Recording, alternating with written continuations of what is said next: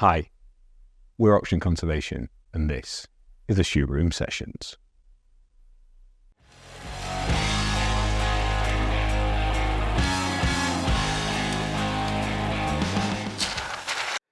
Thank you for coming. Appreciate that. Thank you for having me. Yeah, you're our first injury retirement that we ever had, in terms of someone that was coming and had to pull out due to injury. Said visions of you. Were you in a moon boot at the time? Yeah, full moon boots. Yeah, so you're going to limp your way here in a moon boot. Yeah, I'm really glad you having seen kept the terrain, I feel that was the right decision. So yeah. For avoidance of doubt, please never put yourself at physical risk to come and see me. It's not necessary. We can make it work. Adam, it is a joy to have you in the shoot room. Can you please tell people out there who you are and what you do? Yeah, so I'm a partner in a London law firm called Clifford Chance, and I co-lead our environment and climate change practice. Perfect. And how did we get there? How far back do you want to go? Wherever the interesting bit starts, and it's usually a bit earlier than you think. So where did you grow up? So I grew up in Durham, in the northeast, and you know, I had, I guess, to bring it back to where I am now, I had a pretty circuitous route to get to doing what I do and being in London, which certainly wasn't the plan at the outset. I think, you know, so I'm involved in graduate recruitment, and there's always the question you have to ask, which is, why do you want to go into law? What inspires you about law? Some version of that. And of course, I was asked that question when I was applying for jobs, and I can't remember what I said because it wasn't the truth, probably. It was something that I thought they wanted to hear. And now when I sit on the other side of the table, I hear different versions of that answer as well.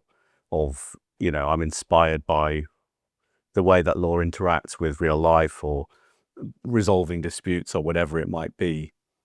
And I think for most people, that's probably, you know, what they want to become interested in. But you can't really know that stuff, I think, until you're in law.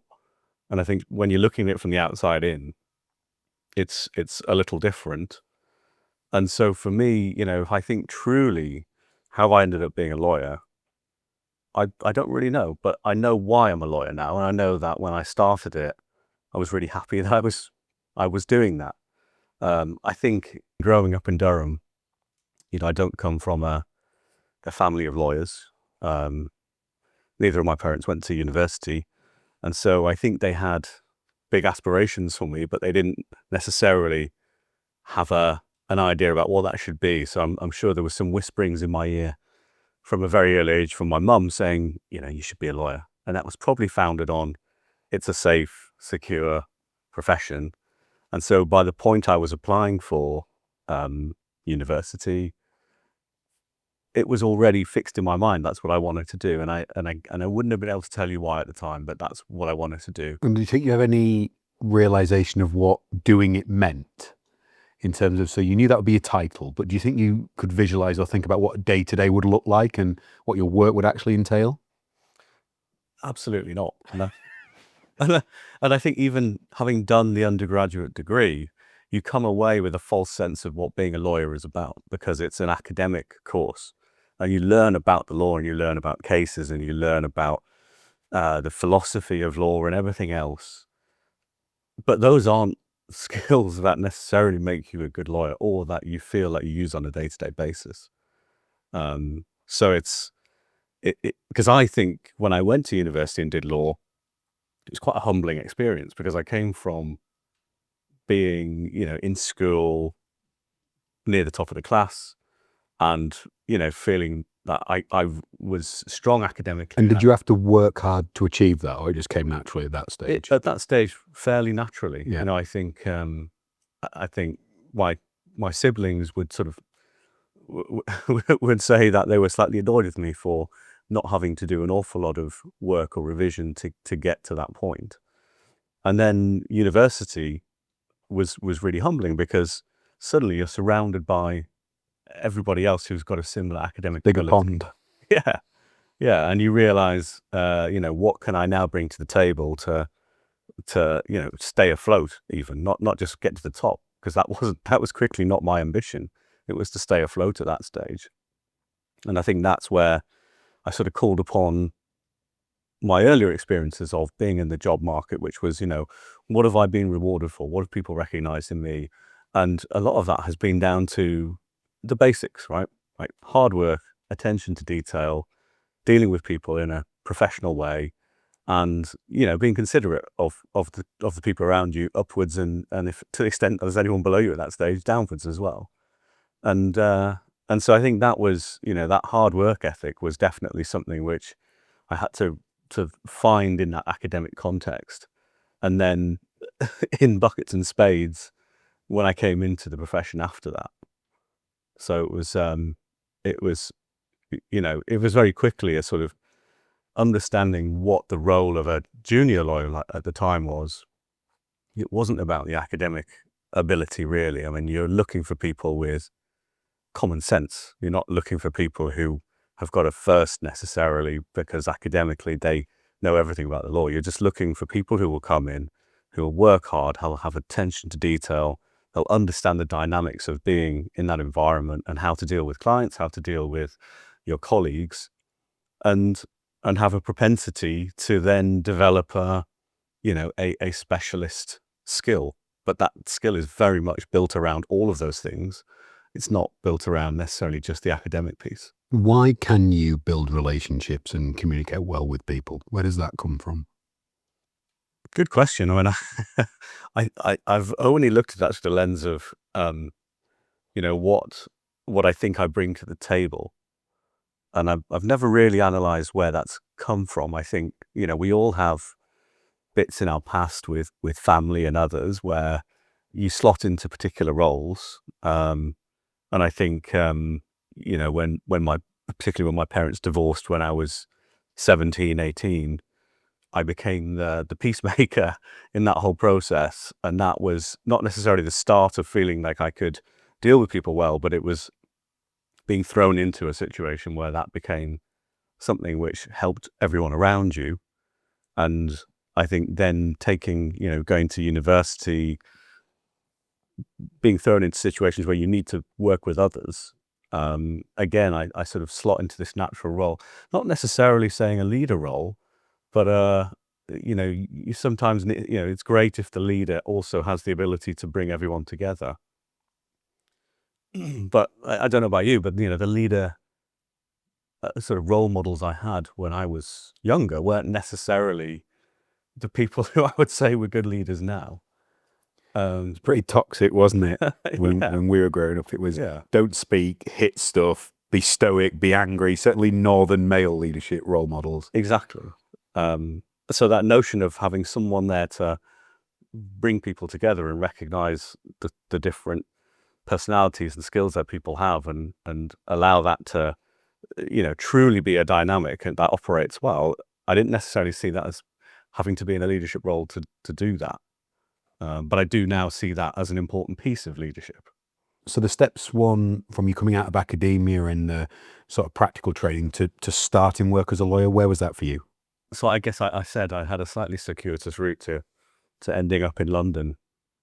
So when you're studying law, you are told from a pretty early stage that you need to think 2 or 3 years ahead as to where you want to start. The process of becoming a lawyer involves doing a 2-year training program essentially, and you need to apply for that basically in your second year of university. And so I did then. I applied to loads of London firms, and I applied to one firm in the northeast, close to where I was from. And I didn't get any of the London law firms. Rightly so. I look at the effort that people put in now to their applications, and I realized I didn't do that. But I did with the Northeast law firm. And when I went there to do a sort of 2-week summer scheme, which culminated in them interviewing you for that training placement, I absolutely loved it. And I realized these were the people who I enjoyed working around. This sort of firm is me, and they see in me something which was probably looking beyond what I put in my application form. It was around, and I think they said as much to me. They said, we could tell that you were tremendously nervous in some of parts of that process, but we saw in you that you're really hardworking, that you genuinely value the people around you, and you have a real interest in sort of being part of this firm. So I think that's, those are the sort of things I guess now I always try to look for in junior people coming through as well. How different do you think that would have been if you had have got accepted into a London firm straight off? I don't know. I mean, I honestly, I look back and I think at the time I would have said, and perhaps at many points since, I would have said, I wish it had been different. I wish I'd been in London sooner, because I only came to London in 2015 in the end. So it was a good 8 years into my career, 9 years. But and at that time I felt, actually, you know what, as law in London is a little bit discriminatory to lawyers outside of London. So I came in a role essentially being docked 2 years of experience because that experience wasn't in a London firm. So at that point I was very much thinking, wow, I wish I'd done this sooner, because I'm now suffering as a result of not being in London at the start. But then, as you get... Were you ready sooner? No, I don't think so. Absolutely not. I think I probably would have sunk if I'd come to London at that point. I didn't have a dissimilar experience. So when I left the public sector in 2018, I was very fortunate to be essentially headhunted by this incredible engineering firm called Sanctus. And the managing director there, Sean Tolfrey, shout out to Sean, taught me how to work in a commercial environment. If I'd have tried to start OC straight out of the public sector, crash and burn. Didn't have the skill sets, the professional maturity, that 2 to 3 year essentially apprenticeship, sat next to Sean, seeing how he spoke to, I was managing 450 people, £100 million budget in the EA, and I'd never billed anyone a penny. Because it's the public sector, it's not real, it's tokens that move around a system and things. And whilst I was the person that got called in to deal with the complex conceptual stuff, it wasn't business and reality. So I wondered if there was echoes there of it coming at the right time for you in terms of making that move. So what was the catalyst that took you from successful in the Northeast, clearly loving what you were doing, loving where you were working? Were the eyes still always on London? It was always, I want to get there because that's the Champions League, not the Premiership. No, it wasn't actually. I think I'd made a firm commitment to building my career in the Northeast, and I loved where we were, as in an office in Newcastle. It's a great city, but it's also a beautiful area, as you know. I mean, it's surrounded by, you go 10 minutes out of Newcastle and you're in the most beautiful rolling countryside, or you can go out to the coast. And I ended up living at the coast and had a fantastic existence. And I was doing, now I reflect as doing what I do in London. Being an environmental lawyer in the Northeast was real environmental, coalface law, quite literally coalface law. But it was dealing with, heavy industry, with chemicals, with offshore, the waste operators. It was all, that was real environmental law. And, I had plenty of dealings with your old colleagues at the Environment Agency. Yeah, I'm very sorry about that. Which is hugely invaluable experience when I reflect back, because and being an environmental lawyer, even back then, it wasn't as common parlance as it is now. Like way more in vogue. You were in some way setting the scene for what environment law meant, and it feels like it was a really exciting time to be doing what you were doing where you were. Yeah, absolutely. I mean, law as a profession or as a academic subject, it's ridiculous how historic it is in the UK, and we still talk about statutes or cases from hundreds of years ago. Environmental law isn't that. You can only trace it back 50 odd years from when it started, and so you can learn everything about environmental law right from the start in a couple of weeks, about the history of it, and understanding that as it's as seeing that progression, which as you're alluding to, has accelerated enormously over the last 10 years in particular. And also the role of an environmental lawyer has changed, because I would take flack from friends outside of the profession who would say, okay, you're an environmental lawyer, and in theory, you're helping businesses to do the right thing and to comply, but you're also defending them when they get it wrong, or you're telling them what's the minimum you need to do, to get away with it. And, there's an element of truth to that, certainly in those early days. You're advising, you don't get to choose your clients at that point. You have to have very good reasons to turn down work. Not just commercially, but we're under professional duties not to turn down clients unless there's a very good reason to do that.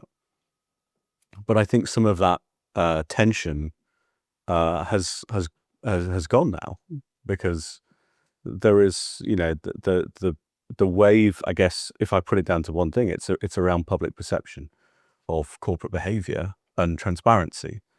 And so now there isn't that sort of sense of having to advise clients what's the minimum we need to do. I lead some of our environmental work in our ESG practice, and ESG to me means going beyond what you need to do by law.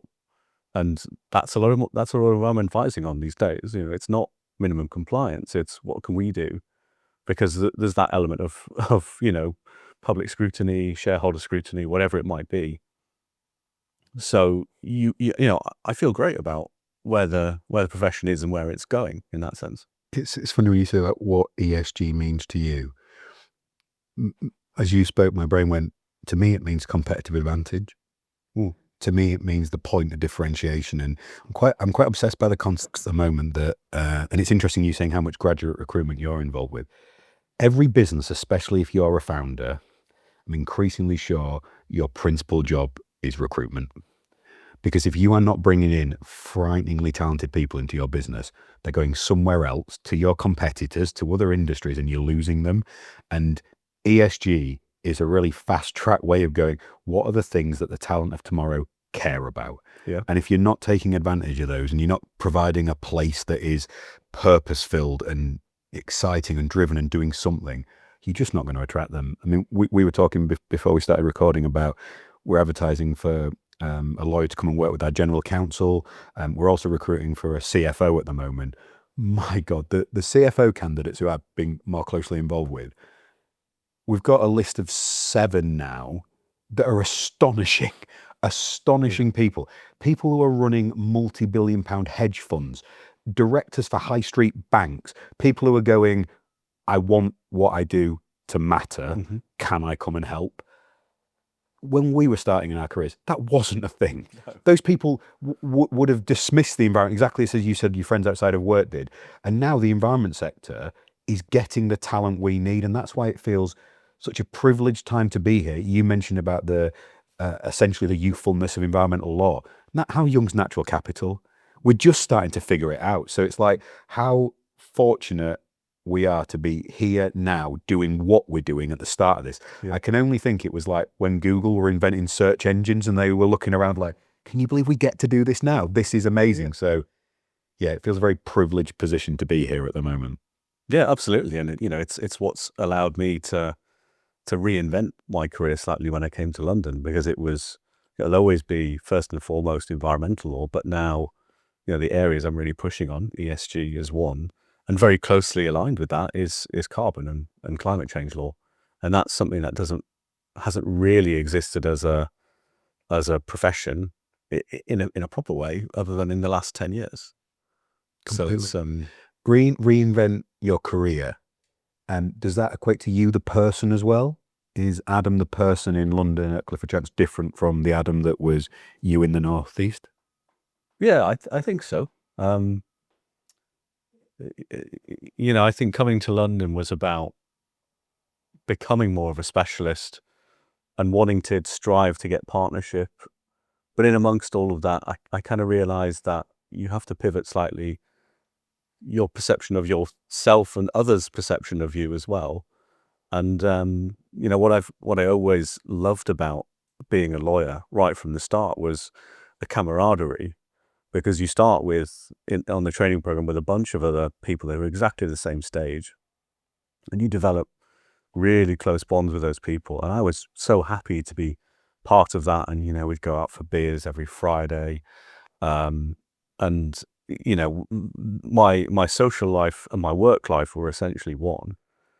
And I think when I came to London and thought, I need people to now perceive me as not just one of the group or leading the charge on the Friday night.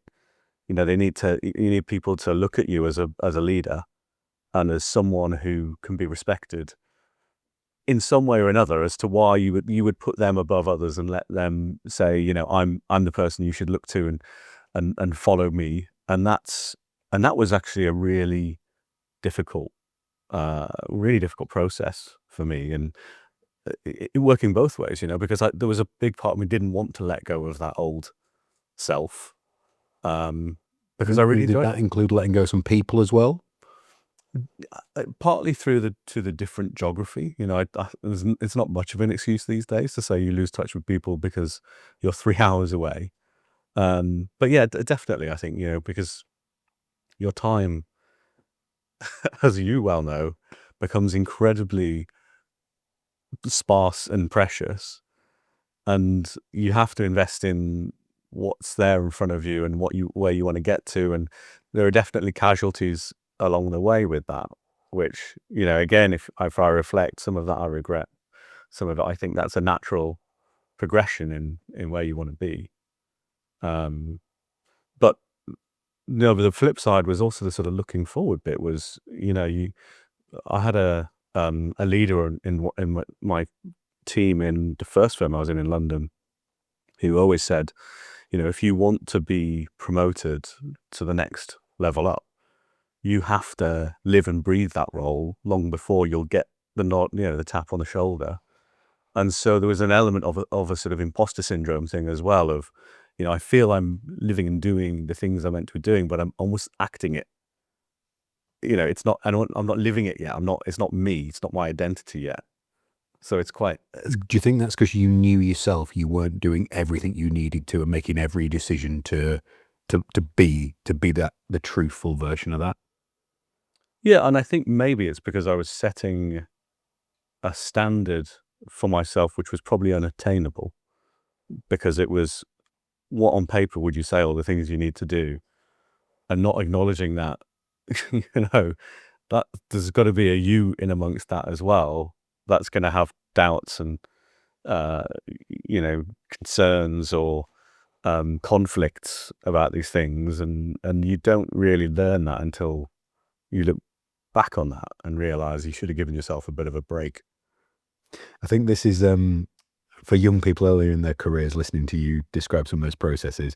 It's like an MBA in career coaching, like sat there. So I felt and experienced so many similar things in that naturally I moved a huge amount with work and career. So I had 16 jobs in 9 years in the public sector and geographically moved across the place, which naturally kind of taught me to move on through people and relationships and things, and not to jettison them in such, but you just move on to the next, and time and distance. And as you say, you only have so much bandwidth and spare time to invest. And that's the key word. Where are you choosing to invest that time? Exactly. Be it the people, be it the information you're consuming, what are you allowing in? Like, I think information and relationships are just the same as nutrition. What are you putting into your mind as opposed to your body to help you push that forward? I'm also, as exciting as it is to reflect to hear you reflect on the different chapters of life and the changes you made. When people say, "Oh no, I've always been the same person," that scares the heck out of me. Why haven't you learned or improved? Or, I didn't like who I was when I look back as being a teenager and sort of early 20s for a lot of the reasons you articulate about. I mean, you were from the nice bit of the north. I was from the worst bit of the north that's just kind of sat at one side that didn't have all these things you described. But it was a hard place to live and be, and a very working class upbringing in the sense of don't have aspirations, don't try and seek to be anything different or new. Just settle, just keep quiet, just settle. Don't push boundaries. Don't answer back. Don't ask difficult questions. Just don't be difficult, and just accept what you've got. and then wanting to look up and do things differently and challenge things and be innovative, that was pretty much beaten out of you. So you carry that with some weight, and it makes you angry and puts a big chip on your shoulder. And it took me a lot of years and actually meeting and marrying my now wife to turn that chip into momentum and drive rather than just anger. I was a pretty miserable teenager, but much happier now. You talked about the sort of first London firm and talked about aspirations and things like that. For people who don't know, what does it mean to be a partner in a law firm? Let me put it this way. As a junior lawyer, right through to becoming a partner, your frame of reference is being a good lawyer, and your key to success is being a good lawyer. And the only person you need to really think about and worry about or lie awake at night concerned about is yourself. Did you used to lie awake at night thinking if you're a good lawyer or not? Yeah, absolutely. I think a lot of people do in that kind of profession. I'm sure you've had nights as well thinking, when you've been looking at those sort of big moves and the sort of ambitions that you've had. It's sort of, it keeps you awake in a good way at times, but also in. I have never, during OC, I've never had a night where I couldn't sleep for that. Right. Pre-OC, yes. Public sector all the time, because you were made to lie. You were made to lie. You were made to justify a political decision as being the right thing for the environment when it just wasn't, and be someone you weren't. And I think when I could sleep at night was when I was intellectually challenged and I was having to think about a lot. When I was bored, I couldn't sleep when I was younger. The bigger the job got, the better I slept because my brain was tired. And I think arriving at OC, learning the lessons in those different chapters that you talked about, academia, public sector, private sector, into OC, I think I'd realized who I was and where my value set was. And I was always trying to do the right thing for people in the environment, to help the people around me, to create a culture that our investors and partners could be proud of and people wanted to work in. And I think that's allowed me to fall asleep. I don't, because that's the bit. So my question was going to be for you, from those nights of worrying whether I'm a good lawyer, what is it that allowed you to fall asleep, and and those people who struggle with that, how do you find that peace and comfort to go, do you know it's okay now? I don't think there's any sort of, I'm sure that a lot of people would say there are techniques you use, and of course there are techniques to get things straight in your mind, but I think it's about just experience over time, when you realize that when you lie there awake at night thinking those things through, particularly if it's a negative thought, when you wake up in the morning, you feel really different. Yeah. And, or you just tackle it. I think it's that fact that when you lie awake at night, you're not in a position to do anything about it. Even if you have a good idea, it's everything is more extreme, I think, in that. We literally had a member of the management team who's had a huge week a couple of weeks ago. Lots of things coming from different directions at them. And they were just trying to outwork it. And I literally pulled them to one side. I said, look, you are clearing your diary till tomorrow lunchtime. Go home, spend time with your partner, go to sleep, do not do anything until you're not allowed to set an alarm. And I had to really fight them on this. Like, no, I need to outwork it. No, you don't. You need to go to sleep. You need to get some rest. You need to look at that. I get a phone call midday the next day mid-afternoon going, yeah, slept until 10 o'clock, smashed it out, all solved, not a problem. It always looks better tomorrow. Yeah. I always remember hearing the quote, this too will pass. And I love that, because however bad it is, however good it is, this too will pass. Don't believe your hype too much. Don't worry about the negative too much. This too will pass. No, I think it's a good mantra.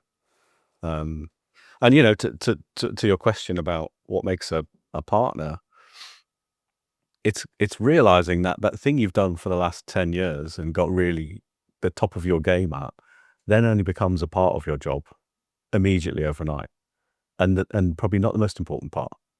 Certainly not the most important part.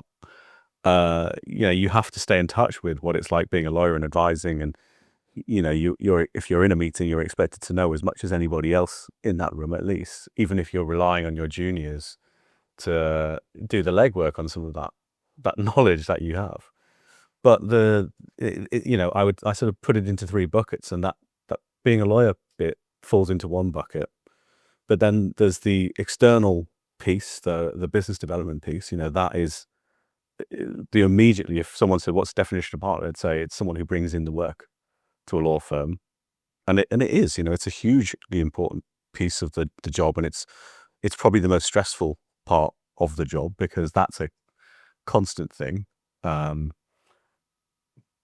the bit I think which gets overlooked, the third bucket, is the internal piece. The team management piece, and not just about leadership, but about making sure you're in touch with every single person that's within your team and understanding what's going on in their head and what do they want out of their career, and what's the dynamic like between them, and are you giving them the opportunities that they deserve, or are you favoring people, all that kind of stuff. I think I've seen over the years that gets neglected, and I think that's a huge part of it. And that, if there's anything now, which I think about when I'm in bed, is is that piece, and I don't think about it in a negative way. It's perhaps the bit which I don't have a lot of time for during the day to really mull. I deal with my team and I try to spend time with them and talk to them.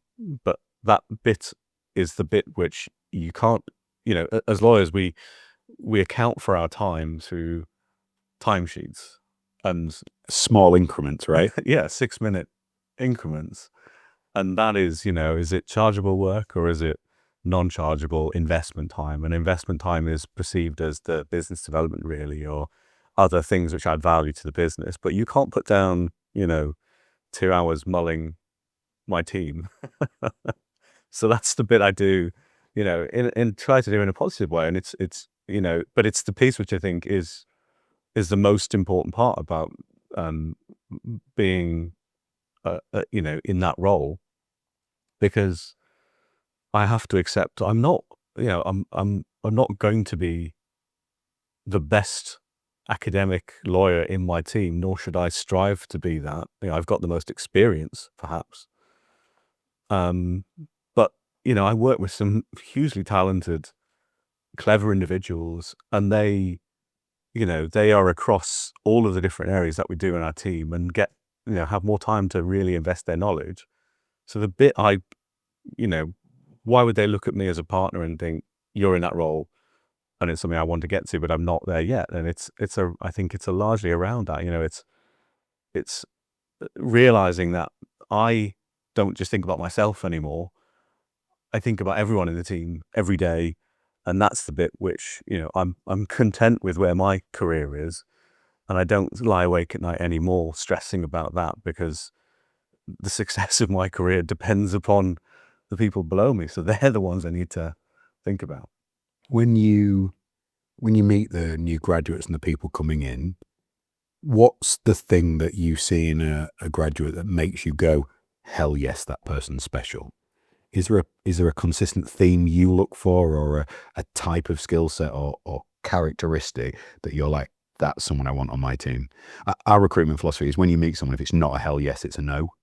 We're really fortunate. I mean, you'll have this in spades, but we had 2,000 applicants for our internship program. So that's a lot of no's. So you can afford it to be a hell yes. Yeah. So yeah, what's a hell yes for you when you're looking at graduates? Let me tell you what it's not, is whether someone interviews well or not. And over time, I've just realized that, I've sort of, if someone's interviewed really well, I've come out going, hell yes, that's the one. And then over the years realized the correlation between interviewing well and performing well in the role is virtually non-existent. It's 50-50. The analogy I always use with that is, I'd do a wonderful interview as a plumber. I'd also flood your house. I'd be a terrible plumber. I could tell you a great story about plumbing and get you laughing about it. I could not do the plumbing.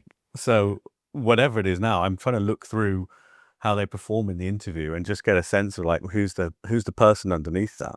And, just as I feel, I probably look at it through to a certain extent, a lens of what did I think propelled me through my career. And again, it comes down to, someone who comes across as hardworking, prepared to roll their sleeves up.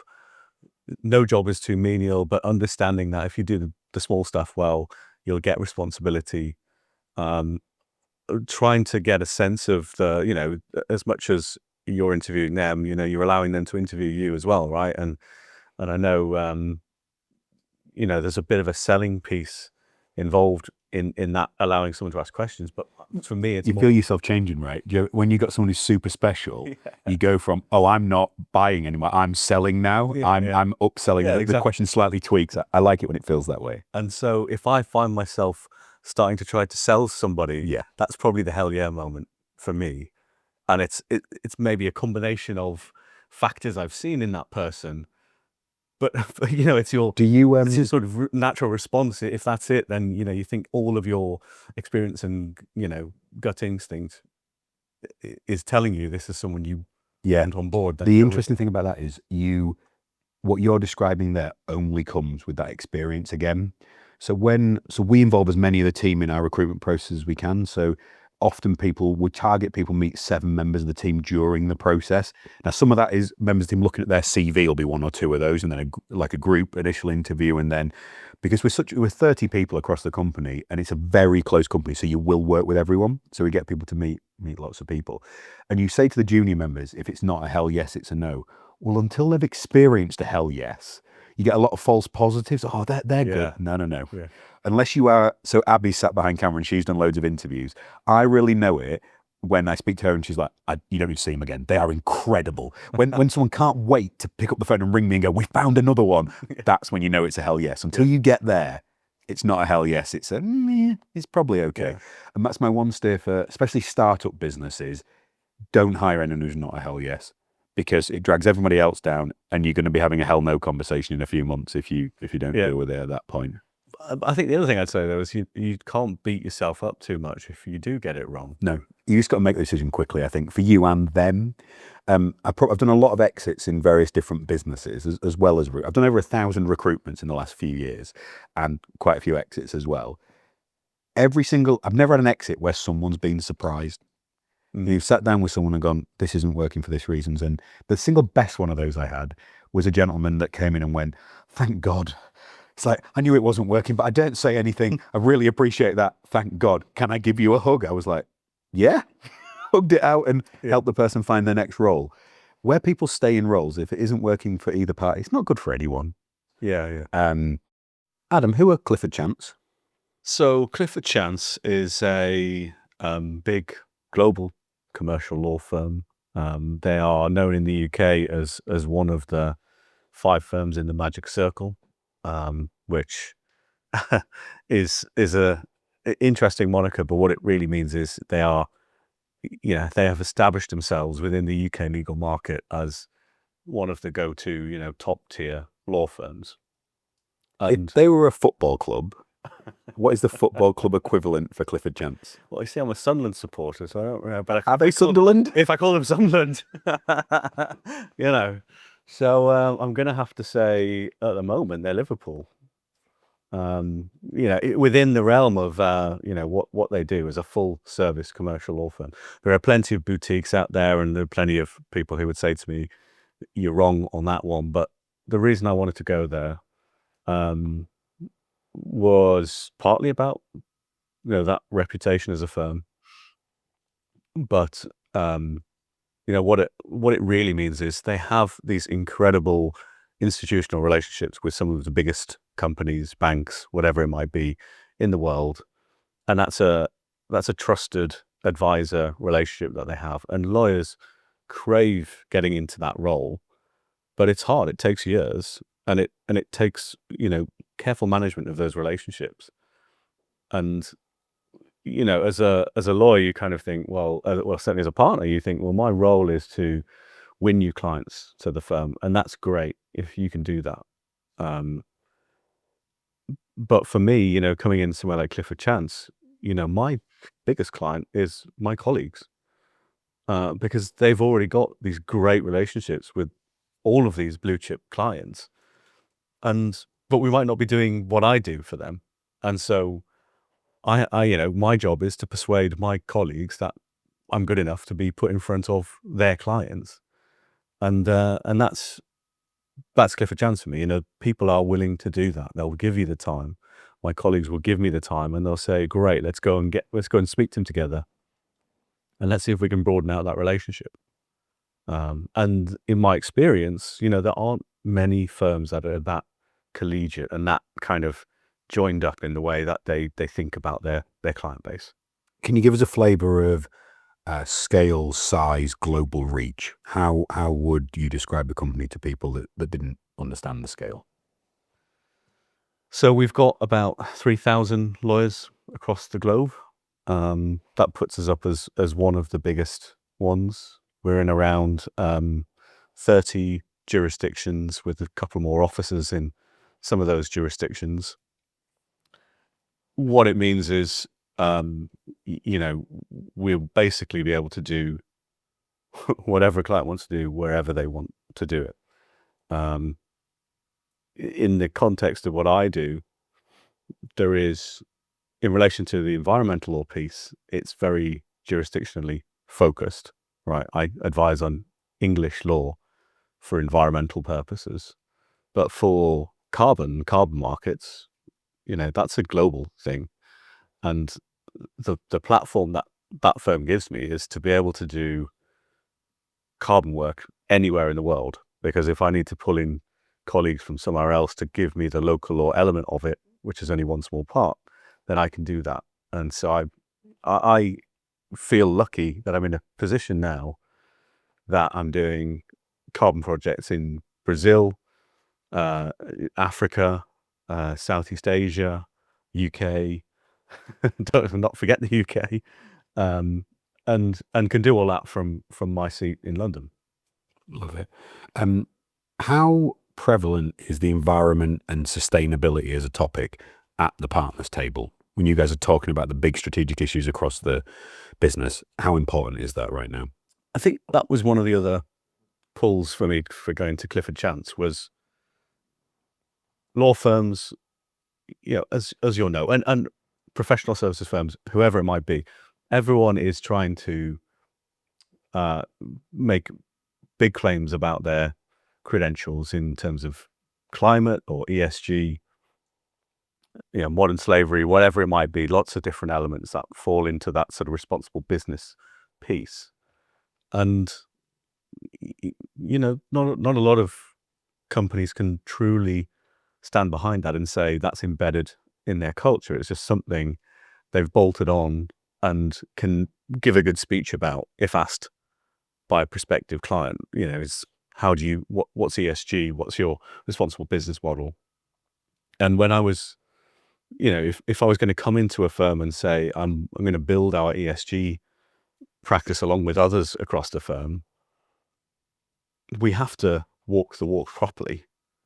So if we're saying to you, we can advise you on ESG, I've got to be able to, pass the smell test of, okay, what are you doing in your own business? And we have seriously, embedded this into our culture of the firm, increasingly in terms of the work that we will take on and how we carry it out.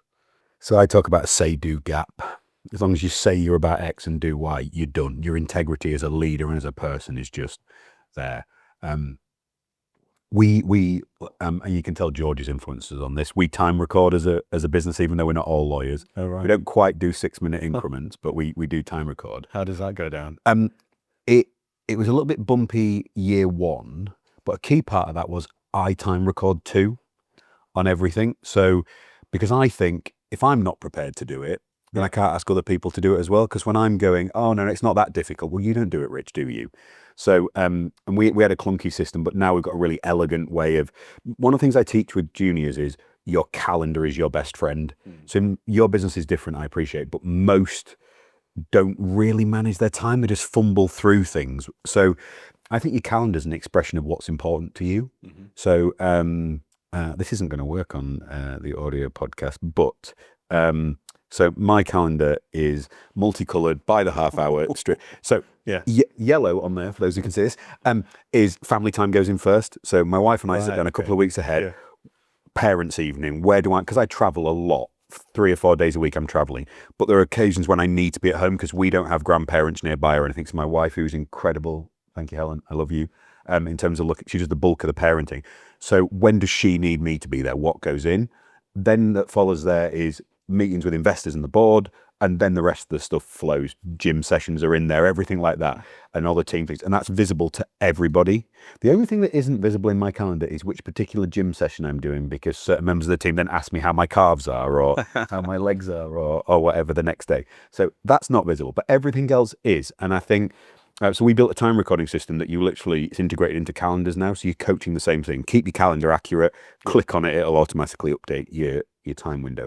But that's why you can't have that say-do gap. I've got to be transparent and consistent. Same goes for the work ethic thing. As soon as a team look round and I expect things from them in terms of work ethic I'm not prepared to give, I'm done. My integrity as a leader's gone. So it's awesome to hear you say that that's at the core of the business. Are there things on that, or what are the next things you're grappling with in terms of the ESG arena? What are the big things that you're kicking through now and thinking about your approach to? Yeah, I think both with ESG and with climate change and carbon, um, it's so fast paced and it's so politically affected that you have to see on almost a day by day basis what's the direction of travel here. You can't just look at what the status is now. For example, the term ESG now in the US has fallen out of favor. Yeah. So we talk about it in terms of sustainability in the US. Yeah, a Larry Fink letter can flip that on its head, right? Yeah. One big, or a Berkshire Hathaway statement at their annual conference, all of a sudden the whole thing can move and be discredited. And as you know, a Guardian expose can come out on the carbon market, and all of a sudden a particular type of carbon credit, and it ripples outwards to others, falls out of favor. And so you've got to see, you've got to some extent try and see that coming, but also think about, well, what does that mean for the practice? And so, the ESG corporate reporting is trying to drill into companies that they need to think and disclose about the short term, the medium term, and the long term. And that's kind of how I think about our business as well. The short term is the less predictable piece in some ways, because there can be those things which happen and have an immediate effect, but how that's going to ripple out in the medium term and the long term is a bit more predictable. So if I think about the future of our ESG practice, I don't think about what this is looking like in the next 6-12 months. I think about what do we think it's going to look like in 5 years, and therefore what do we invest in to make sure we're there at that point. We haven't just seen that trend at that time and decided to jump on it.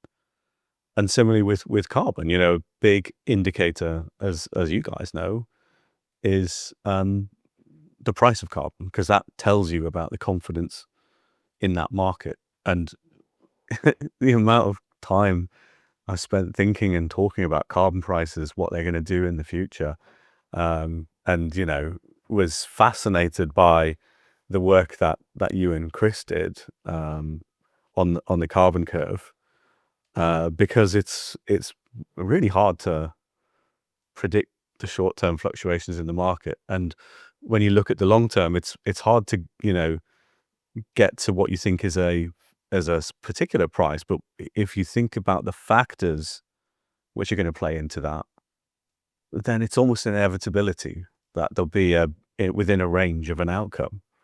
And 2050, I know that as a sort of peak point in the way that you were looking at carbon prices, and I think that's accurate, because if you look at the short-term trends now and the medium-term trends in ESG, right now companies don't want to talk about carbon offsetting as part of their strategy, and organizations like the SBTI aren't making it any easier.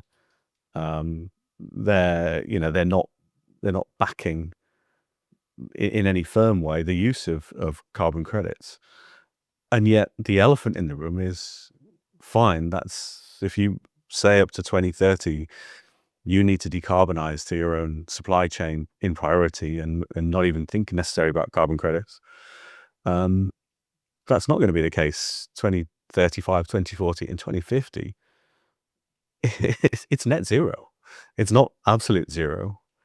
And to get to net zero there's going to be a lot of businesses who suddenly find themselves playing catch up, and that will have a huge impact on the prices in the market, and therefore what that looks like as a practice area for us and as a market. But then, we're fortunate to work on some big deals with the likes of Microsoft on the other side, who, they are great to talk to because they are saying, we see that long-term trend too, and we're investing now. And we're securing our supply for the next 15, 20, 25 years. Yeah, the public stuff on that has been in the millions of tons. And I've seen announcements on enhanced rock weathering, biochar, technical mechanical stripping. I'm sure I saw one this morning on a nature-based solution piece in the US in terms of woodland creation, and which is amazing. And it's right that they're the type of companies that are doing this. If you think about the other really exciting companies that are bubbling at the minute, it's natural capital and it's AI are the two absolute most exciting places to be. Well, there's a natural convergence on that, because however efficient you get, there's going to be a big energy footprint from the AI side of things. And they don't have a mechanism once they're on renewable energy. That footprint still needs to be managed and dealt with. So there's going to be a pairing and a partnership between natural capital and AI increasingly moving forward. I can only see the two aligning. Yeah, no, I agree with you. And I think that's going to be exciting. That's going to be, the carbon market has dabbled in digitalization really quickly. Probably some would say too quickly, because still the nature of a carbon credit is somewhat, up in the air from a legal perspective. And yet, if you try to then tokenize something, in that sense, you have to get the timing right. And I think it's not. I think in the carbon market, it's just a timing question, and that convergence is inevitable. You kindly mentioned last year's Stockdale winter curve, and I don't know if you, because you're on your travels down here with us at the moment, I don't know if you've seen your email, but you've got a call to contribute to the 2025 version. Yeah. We never intended to do that.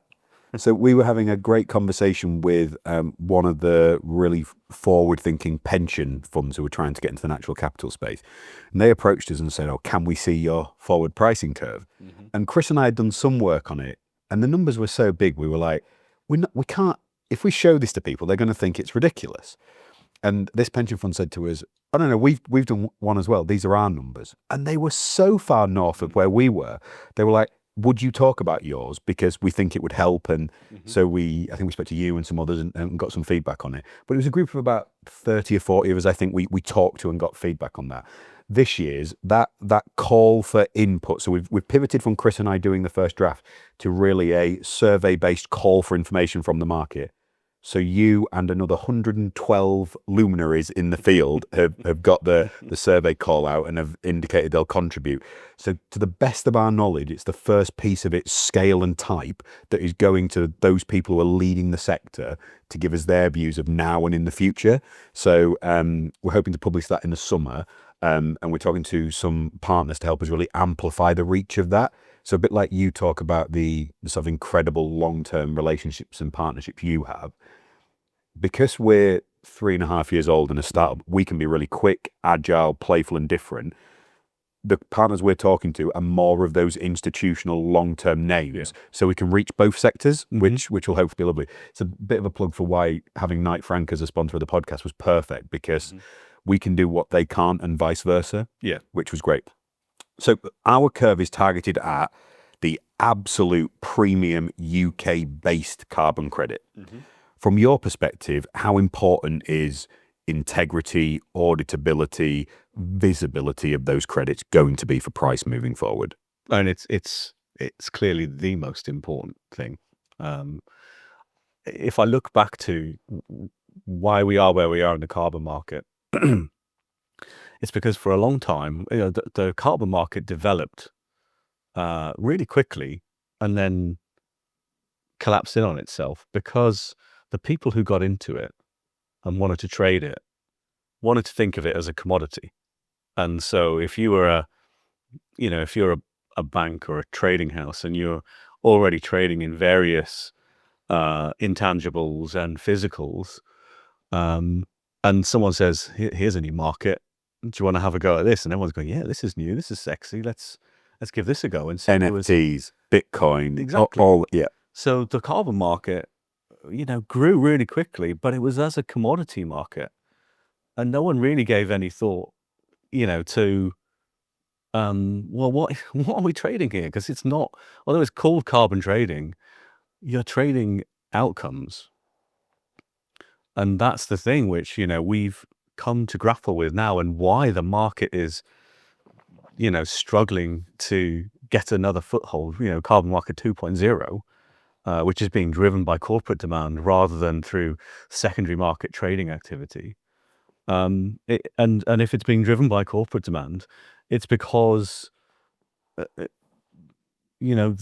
value in the carbon credit is not just about it being a commodity. It's about the outcome that it's achieved, and therefore what the value is to your business as a corporate is built around that, because ultimately you're largely buying because you want to say something about it, you want to make a claim.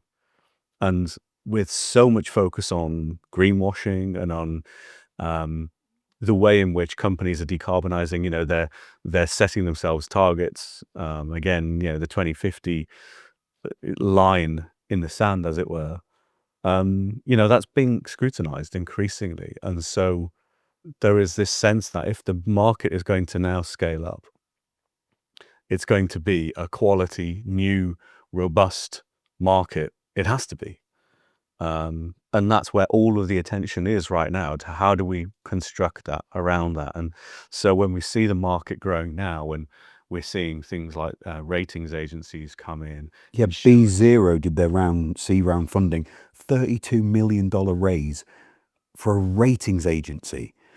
It gives me so much. I remember when we first thought about auction conservation, and George's colleague, the general counsel of the parent company, he's going to hate this, because we sat down and said, right, for OC to be a thing and for us to achieve £1 billion of assets under management, what needs to exist in the world? And we rattled off ratings agencies, insurance for carbon credits, monitoring, verification and reporting, the drone serving, the tech side of it. We need enough trees in the world. We need to find the land in the right way, all these things. And he literally wrote against rating agencies, ? That'd be interesting. And I sent him the article about Tommy and the team. Congratulations to B0 Carbon. We sent them a bottle of champagne as a well done.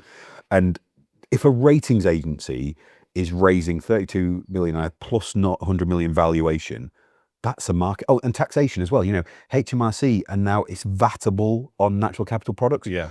Those things need to exist for a market to function, and they're coming, and that's so exciting. There's with any new market, if you look at it through a legal lens, is how much regulation is needed for this to grow versus what might stymie its growth. And there was this perception that, again, carbon market 1.0 was, this market's going to grow really quickly if we leave it to itself and leave it essentially unregulated.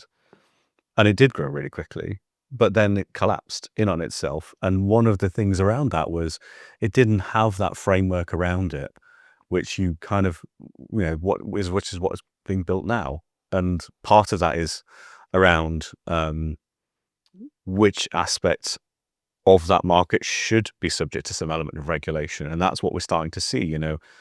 Europe brought in legislation around green claims, for example. And so that's an area where you're not saying the whole market is regulated, but you're starting to regulate what people are saying about dabbling in that market.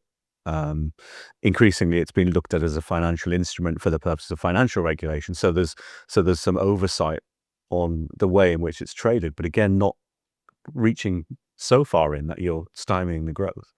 And then around that, there are things like the ratings agencies and insurance, which aren't regulation, but they're sort of soft regulation. So important, aren't they? They're going to create that level of confidence that corporates need now to make that investment. So we've seen a consultation piece launched, I think, by the Tories before they left power as opposed to Labour, but about the convergence between the regulated and the voluntary carbon market. Yeah.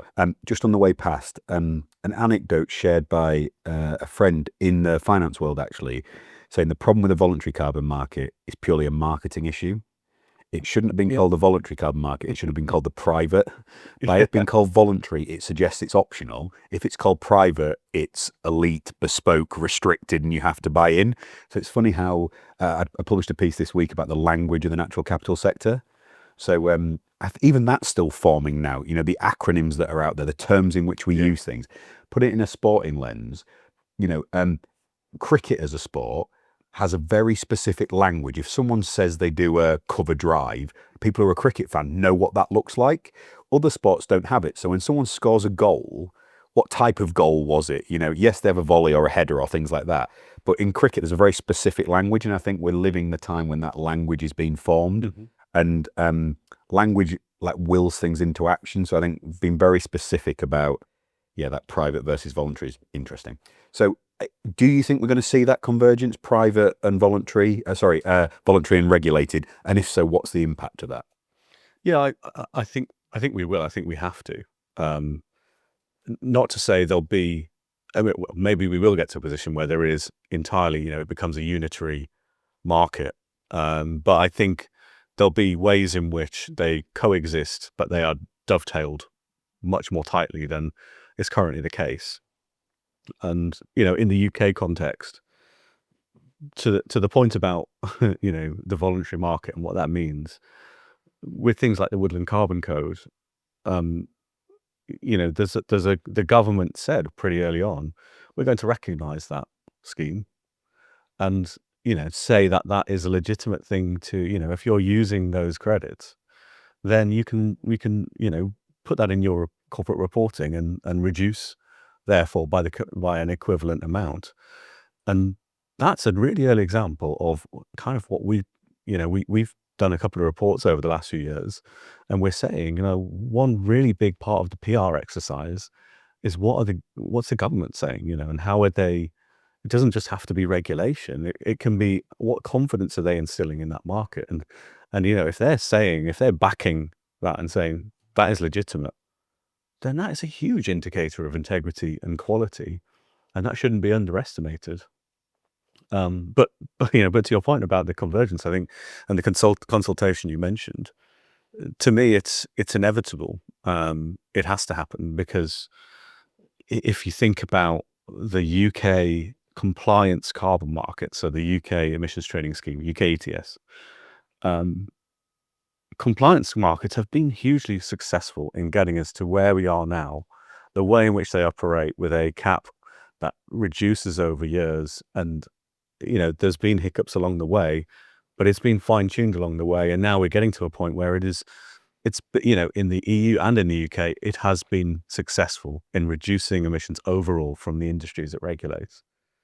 But we have to remind ourselves that the way you comply in a compliance market is, for the most part, through the use of a different type of carbon credits, a carbon allowance. And the really important distinction is a carbon allowance is essentially a permit to pollute. And so you're not making, a carbon credit or that you use for an offset is evidence of a positive outcome, either reduced emissions or removed emissions. And so, of course, as and in the UK ETS system, it operates by ramping down the number of those permits to pollute that are in existence. And it will come to a point where the industries it regulates can no longer just keep reducing their emissions in line with that trajectory. And so you have to have something else come into the market to get that next part, because absolute zero is not achievable for most businesses. Net zero is. And so, I think we'll see it in the EU as well. The EU is bringing in its own carbon removal certification scheme. They haven't said yet how exactly that will marry with the compliance market. But the UK has been a bit more forthright in saying, look, we see this as the way to the next phase of the compliance market. I think it will result in a significant jump in the value of a voluntary credit, because exactly the point you mentioned before, you can pay for your permit to pollute, and you get your piece of paper for that, your digital record that says you crack on. That's all you get. If for the same price you get that, and you get the positive impact, and if done well, you get the advantage for nature as well, and you possibly get social impact on the back of that as well, and you get a wonderful story you can tell about it, and the visual media that come with it. Well, that's not the same product at all. That's your main course and your dessert and your ice cream sundae with a cherry on top. So why wouldn't you pay, if you've got to pay X anyway, why wouldn't you pay 10% beyond X if it gives you so much more as well? And that's where I think as soon as we get that crossover, we are renewably powered to the moon in terms of pricing. On that. And that's not that far away. That's the next half of the next decade. And so in sort of future planning corporate mode, that next half of the next decade, that's interesting. So we had you familiar with the work of John Elkington, the author of Green Swans? So we had him on the podcast last week, and he kind of slapped me around a bit when I said, oh, that might be 20 years away. And he's like, no, that's lazy, Richard. He was like, 20 years ago away is what people say when they're not sure when it is, but it's in the future. Also, that's not the world we live in anymore. What we used to say was 20 years away is now 2 years away. So the speed of change, the rate of everything is just, and this is a guy who invented the word sustainability and he's 75, he's been doing this for 50 years. So he's seen all these societal waves that he talks about. He's like, they used to take 20 years to form, they now take 2. So I'm really hopeful John's right, because he often is, that we'll get that in 2 years and just really, really speed up through. Yeah. Well, 2026 is when we'll see the start of the ramping down of free allocation of allowances under the UK ETS and the EU scheme. And 2034 is when, in theory, that's non-existent. So that was the notional date I had in mind. It's not the point at which there are no allowances in the system, but it's the point when there's no free lunch, as it were. 26 becomes an even more important year for everyone. You don't just work in the UK and EU, you've done some stuff in Houston and the US in terms of this. How are those worlds different? So I'm a big fan of everything US, and when people ask me about the expansion of OC, I can totally see a US version of what we're doing one day. And I think Trump in the White House makes that a better opportunity and more imperative now. But talk to us a little bit about those cultural differences you see. Yeah, I mean, I think one thing to acknowledge is we in the UK like to say that we invented the carbon markets, and we kind of did. 2001 was when the UK brought in its own compliance scheme, which was then adopted by the EU, essentially.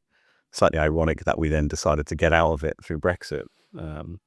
But the other market that developed largely in line with that was in the US. It didn't happen on a national scale, and that's obviously an inevitable part of the federalized system they have. But they were early adopters of the carbon market, and it works, quite differently in some ways, in a very interesting way, that there's a lot of learning from. And there's therefore a lot of really skilled carbon market practitioners in the US.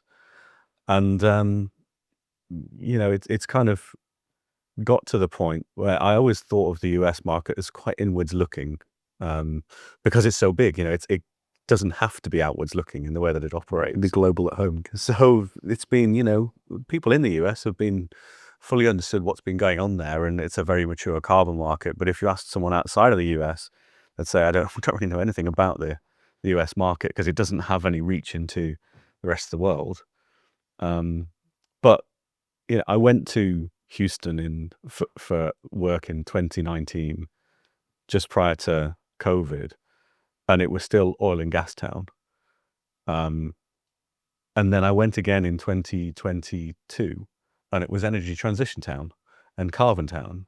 And that was palpably different. You could see it, feel it. All these people, lawyers, professionals, and the big corporations. They've got these new energies divisions, and they're saying, actually, we have the ability here to drive this market. We switch our resources that have been solely based on oil and gas towards, new energy sources, towards new markets. And therefore, they're now looking into the global voluntary markets in a much more serious way, and really trying to be leaders in scaling it up. And when I say that, I don't mean the government. I mean the corporations. I mean the states. The people who work, the professionals around that. They've all seen that potential. So it doesn't really rely on the red state, blue state sort of change in administrations as the long-term signaling. It's there, and it's they've seen an opportunity. And of course, the thing on the horizon is that China has in the meantime developed its own compliance carbon market, energy transition system, and it's become the largest carbon market in the world almost overnight.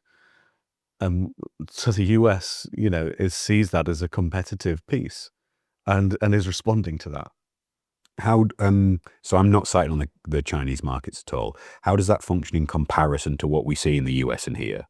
It's at a nascent stage. So they've taken a lot of learning from how other systems have worked. And it's a model which is really based on the UK and the EU system. But it's at a very nascent stage. But just by virtue of the size of the industries it covers, it's become the largest carbon market overnight. It is really, you kind of look at how the EU ETS worked 15 years ago, and that's kind of where it is. So it's massive, but it's still got a long way to go to become what we think of as a mature carbon market. And at the moment, it's entirely inwards looking as well. So it's virtually impossible for outside investment into that market. And when we think about how whether it's the compliance markets, but predominantly the voluntary markets, the way you scale up is through global investment. So if it becomes open to outside investment, and there is talk of that, then potentially that's the next phase of it. But right now, we're all looking from the outside in. It's fascinating. Paris, Trump, lots of noise across the world at the moment. How are you feeling about Trump in the White House and the impact that's going to have on the climate and carbon markets and the environment in general? I feel a lot better about it this time around than last time. That's interesting. And a lot of people do. And my feelings on it are based on, conversations I've had with other people. When I went to COP29 in Azerbaijan in November last year, and this was looming on the horizon, and the good money was on. There's going to be a change of administration, Trump coming in, and therefore everything else rights itself. The US will come out of Paris. It won't support the Paris mechanisms, the new carbon markets.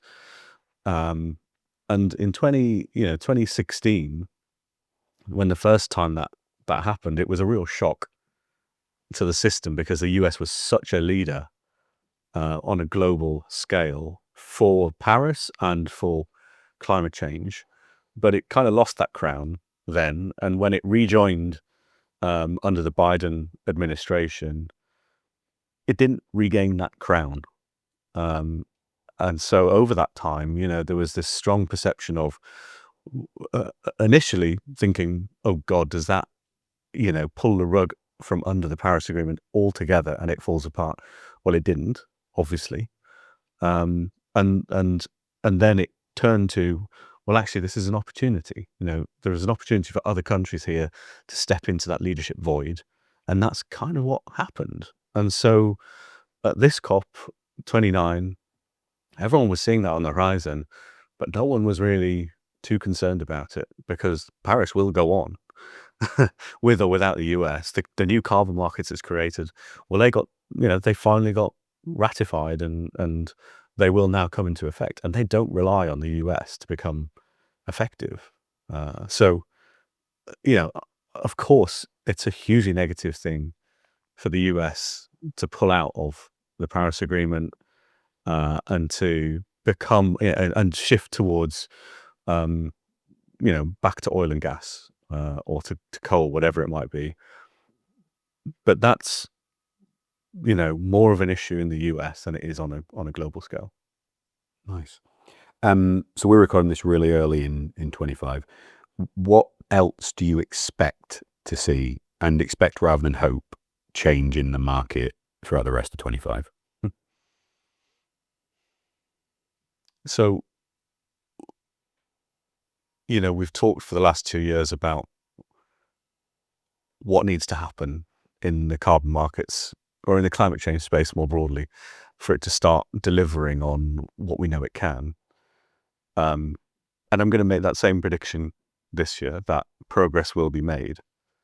I don't think we can, with any confidence, say we'll get to the end of 2025 and say, it surpassed all expectation of how things went. But I think it will be the turning point. I think we're getting to a point now where that framework we talked about is kind of there. And now, I'm talking to clients, particularly financial institutions, who for the last 3 years have just said, we're not in, it's too risky. There's too many things still up in the air. And now they're saying, yeah, we've got comfortable with those risks. And that's partly down to the things which have developed, the framework that's developed around it, but also because they've had time to think about them and to realize, actually, this is ultimately the future. And so, I think in numbers terms, we'll see that this year far surpasses 2024 in terms of the number of carbon credits deals which are done, the amount of funding which is directed towards climate change mitigation and adaptation projects, but not by a huge amount. But it will be the green shoots, I think. And then as we see the next few years unfurl, what we're looking for is sustained growth from that point. And I think that's the framework is there for that to happen. So we're hopeful that end of spring, early summer this year, we'll be able to announce our first carbon credit sale. So we're a long way to discussions with that, with a professional services firm that will be £100 a tonne for our only 2025 release vintage of carbon credit. What could the effect of that £100 a tonne price point be for the voluntary market in the UK? It would be a huge thing. Price forecasting when it comes to doing deals is a bit of a dark art in some sense, because there isn't a sort of consistent approach to it in the market. And the issue there is constantly getting the economics of any carbon deal done is really difficult, because you've got a project and the way that they potentially look at how you value and price under that agreement is around what are our costs and what do we need to add on. Yeah. Right. And then the buyer is saying, well, what's the value to me? Partly it's around, well, what would be the cost of otherwise adapting our business if we can't use credits? But also it's about the value of, to your point about competitive advantage. They're buying a claim, a good thing that they can put into the market that might give them competitive advantage. But those two things are really different, how you value. And so ultimately what we're seeing, and the deals I've been involved in, this kind of cost plus mechanism seems to win out, because it just offers that certainty which, sellers, project developers want if they're going to enter into long-term agreements. £100 a tonne, that's not cost plus, that is product. We're getting towards whatever you want to call, maybe let's look at this as the social cost of carbon, or let's look at it as the broader value of this carbon credit, what it represents, the outcome, the additional benefits of it, and that's interesting, because that sends a signal to the market that we're starting to move past this point of cost plus pricing, and we're getting to where it needs to be. Amazing. Adam, this has been an absolute treat having you in the shoot room. Thank you so much for coming. Our time is coming to an end, but I have my favorite question to ask. What is the one question I haven't asked you wish I had? One thing I was going to to raise with you right early on when we were discussing, pathways, was, what are some of those pivotal moments in your career that, if you can pinpoint one particular point? And I'd be interested in your answers, and that's largely why I want to ask it. One for me is, and perhaps the adage that's coming out of this is, if things are all going really well, that's the point when you have to be expecting something to happen that can change things, and you've just got to be able to adapt. And for me, it was, 1st of June 2021. I'd had partnership for 6 months. Everything was going great in my team, everything going great in family. And then I got 2 calls at 7:30 in the morning. One was from my mum to say she had a heart attack. She's okay. And the other was from the other partner in my team to say he was taking a job with a competitor elsewhere, would be taking half the practice with him. And that was just one of those learning pivotal moments where, in the short term, it was, oh my God, this has just pulled the rug again from underneath. But then the more I've thought about it since then, I realize that was a pivotal moment, and it ended up me making some decisions afterwards and being where I am now. So I don't know if, do you want to? Exciting. Well, I think there's been a few. I think leaving the public sector. So I didn't know how the world worked, because first person in my family to finish school, never mind uni. So I was always fumbling my way through. We didn't have an extended family, so there was no one to really ask about how to do things. It was just achieve the next thing in front of you and keep going and keep going. And so when I was working in the public sector, I realized the performance standard was low, but every 6 months they promoted me. So it was like but I always kept busy. So I always worked as hard as I do now. I'm not saying I worked smart at all, but I worked a lot. And then 9 years in, 16 jobs in, their youngest director, I was miserable, was having a torrid time trying to get them to change stuff and do things, and just constantly hitting my head against the wall because the system didn't want to. And I should never have been there. With hindsight, it just was the wrong fit. I was the wrong... My football analogy for this, it's when like Thierry Henry went to Barcelona and they're all looking at him like, well, yeah, you're good at something, but you don't fit here. You're not playing the right system or process. Or how on earth I lasted 9 years there. We'd moved to Devon and Cornwall because work sent me there, said you have to go down there. That's where the next opportunity is. We're just about to have baby number 2. My wife was really sick and ill, because that's what happens when she's pregnant. She was miserable. I was bloody miserable. And she looked at me, what on earth are we doing? And I took some time off and said, look, we're going, resigned, left. And if I hadn't have done that, I think quite quickly I'd have gone up another level, and I might have ended up as chief exec of the EA and just stuck. Mm-hmm. And it was a bumpy ride on the way out, not a pleasant experience for anyone. Very amicable divorce in the end. They wanted rid of me and I wanted out. But then that led to being headhunted by Sanctus that I describe, and learning how to work in business. I think whenever someone has those 2 calls that you had, or a moment like that, that's your decision point, right? Am I going to use this to define a negative, or am I going to use it as this is when the next chapter really begun? Mm-hmm. And I'm so incredibly grateful. And I often get asked, by friends, would you change anything historically? I'm like, not a single thing. Or the question, what would you tell your younger self? Literally nothing, because I might take a foot off the gas if I know it ends up okay. Whereas actually, I'm gonna keep going. So that's a great question and a fascinating. What are those pivotal points? Adam, thank you. Really appreciate your time. You're traveling. You even brought your wife for a trip, and it's the first time we've had a spouse in the shoot room as well. So thank you to you and your lovely wife for coming as well. Really appreciate it. No, look, it's been an absolute pleasure. So thank you for having me. Thanks.